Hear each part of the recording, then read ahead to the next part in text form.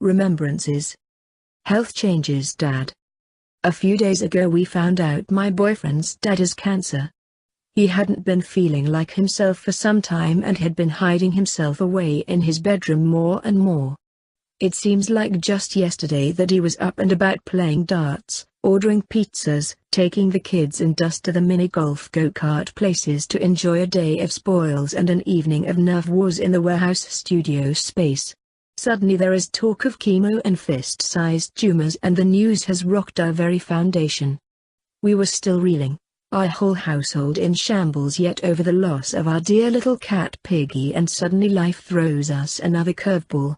We kept in touch about the tests and went to the hospital when we heard the news just to be there with him and for him and the rest of the family after the diagnosis of cancer. It was a sobering thing to hear liver cancer and to think of how we all marched toward that indefinite infinity together side by side based on the lives we live and the choices we make. A few days after the diagnosis his skin was severely yellowing and he needed immediate surgery. The diagnosis was that a blocked passage between his liver and pancreas was causing him difficulties in being able to pass bile and it was filling his body with toxins. His skin, his eyes, everything seemed yellow, and from a solid guy he has begun now to look slenderer in areas, with his legs and arms slimming down.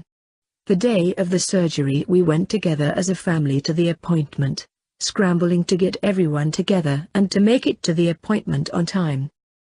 Discombobulated and uncertain we struggled through from the house to the cars and the long drive up to the specialty hospital, then from one area of the hospital to the next as if in a continuous haze. We saw him all the way to the edge of the surgery and the awakening moments thereafter and all the way home again.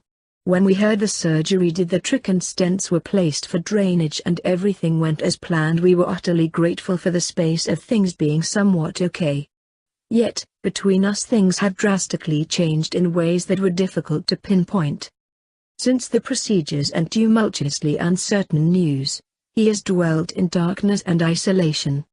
We have come several times to visit, to be there with him for football games and family birthday parties, and yet despite us encouraging him, checking in, he stays in his room only coming out for a cigarette periodically.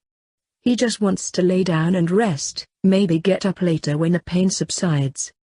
There is a sense of melancholy settling in among us as we try to grapple with the changes and how we are going to relate and react to each other hereafter. The cancer is everywhere now, news of the ways it has spread enveloping him and us in the deadly grasp as the days drearily plod forth, news that is forever incomplete and days passing again much as they once had before, except now we have forewarning event. We visited my boyfriend's dad the other day. He was still weak and had stomach aches in a sense, but was much more perky and hopeful. He was so brave and yet so prone, asking us to come back each day for a new visit to be there beside him as he prepares his body for chemo.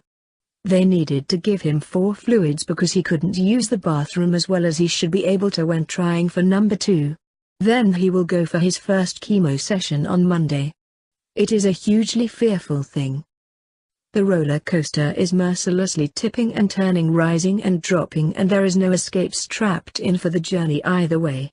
One day death sentence sinking deep down in weeks or months, even days they say, followed by the moments of horror the day is saved. Forewarned, not listening, knowing trajectories and right ways and yet honoring does not involve bossing or telling, it is about sitting in knowing, gently going for the ride of once in a lifetime. Beside a dad I never knew would ever die. Short and scarce and blessed are the days of our lives. My boyfriend's dad and all of us enjoyed Mr. Bean's show last week like old times, caring, laughing, together. Sunday he did not feel up to a visit, stayed in bed. Regret. Dad. Last night I ranted about life, unfairly venting, and spent the day regretting, apologetically alone in my workplace office isolation, reliving my formerly unleashed discontentment. Not wanting to lose one of the only remaining sacred in our unified we that still exists unfalteringly. The only signs of failure are grief intensity blurring our loving unity. Prayers from a grieving heart are hard to speak.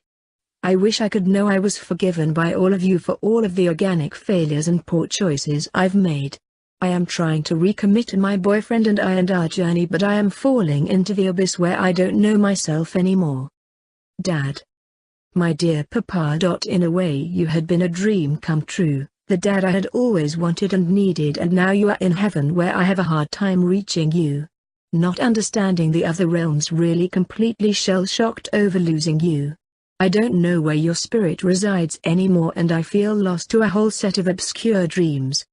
I can't bear the gravity of the emptiness and void, and the knowing that those things cannot ever again be the places you held and the position of love that you extended, now gone, and only in your memory do we again see them appearing. Drowning in grief, the world is emptying into something new again, a mountain of uncertainty to climb.